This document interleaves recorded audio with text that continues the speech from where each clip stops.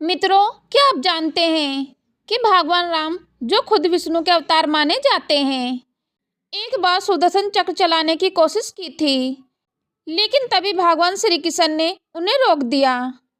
अब आप सोच रहे होंगे कि ऐसे कैसे हो सकता है। राम और कृष्ण तो एक ही शक्ति के रूप हैं। फिर कृष्ण ने राम को क्यों रोका? इस घटना के पीछे एक गहरा रहस्य है और अद्भुत ज्ञान छिपा है, जिसे जानकर आपका जीवन बदल सकता है। यह सिर्फ कहानी नहीं, बल्कि आपके जीवन के हर संघर्ष का हल देने वाली घटना है।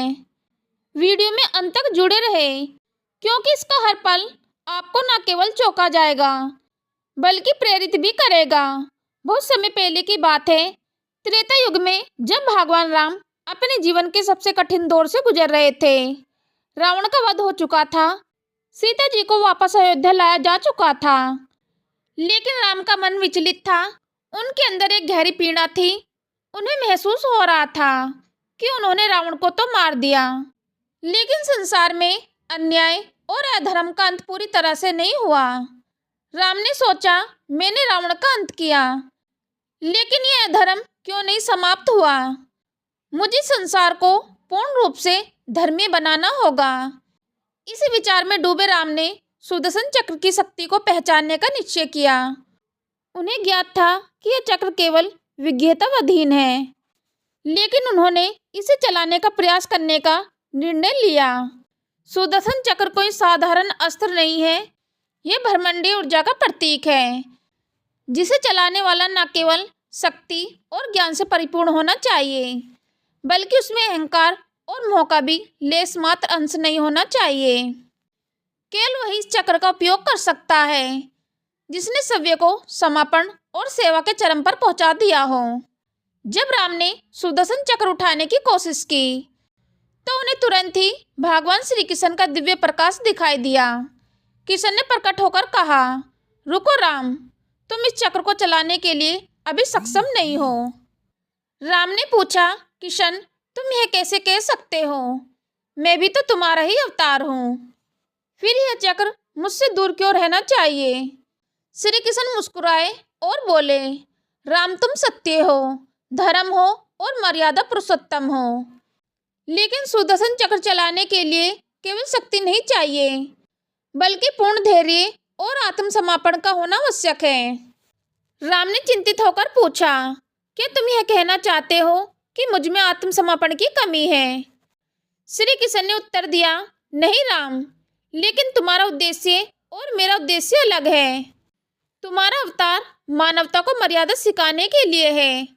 तुमने अपने जीवन में हर परिस्थिति में धर्म और सत्य का पालन किया है, लेकिन यह चक्र ब्रह्मांडीय संतुलन को बनाए रखने के लिए है। इसे केवल वही चला सकता है जो व्यक्तिगत इच्छाओं और भावनाओं से परे हो। कृष्ण ने राम को समझाया कि सुदर्शन चक्र केवल तब चलता है कि उसे मिटाने के लिए परमात्मा को सभी अपना स्वरूप बदलना पड़ेगा। यह शक्ति केवल वही धारण कर सकता है जिसने सभी को पूर्णतः ब्रह्मांड की सेवा के लिए समर्पित कर दिया। राम ने इसे समझते हुए कहा, तो क्या इसका मतलब यह है कि हर युग में इसे चलाने वाला अलग होगा? कृष्ण ने उत्तर दिया, हाँ, और यह भी एक संकेत है कि संसार को अधर्म के खिलाफ अपनी लड़ाई सव्य लड़नी होगी। परमात्मा केवल मार्गदर्शन करेगा, लेकिन कर्म मनुष्य को करना होगा। कृष्ण ने राम से कहा, तुम्हारा कार्य मनुष्य को सिखाना है कि मर्यादा और धर्म का पालन कैसे किया जाए, और जब समय आएगा तो यह चक्र अपने आप ही सक्रिय हो जाएगा। राम ने सिर झुका लिया और समझ गए कि हर अवतार का उद्देश्य अलग है। उन्होंने स्वीकार किया कि सुदर्शन चक्र चलाने का समय अभी नहीं है। दोस्तों, यह कहानी हमें सिखाती है कि हर व्यक्ति की एक अलग भूमिका होती है। हमें अपनी जिम्मेदारी को समझना चाहिए और उसे पूरी निष्ठा और समर्पण के साथ निभाना चाहिए। भगवान राम और कृष्ण दोनों ही हमें यह सिखाते हैं कि धर्म और कर्म का पालन सबसे महत्वपूर्ण है। मित्रों, अगर यह कहानी आपको अच्छी लगी हो और इससे आपको कुछ सीखने को मिला हो, तो हमारे चैनल को सब्सक्राइब करना ना भूलें। ऐसी और अद्भुत और ज्ञानवर्धक कहानियों के लिए हमारे साथ जुड़े रहे। जय श्री कृष्णा। राधे राधे।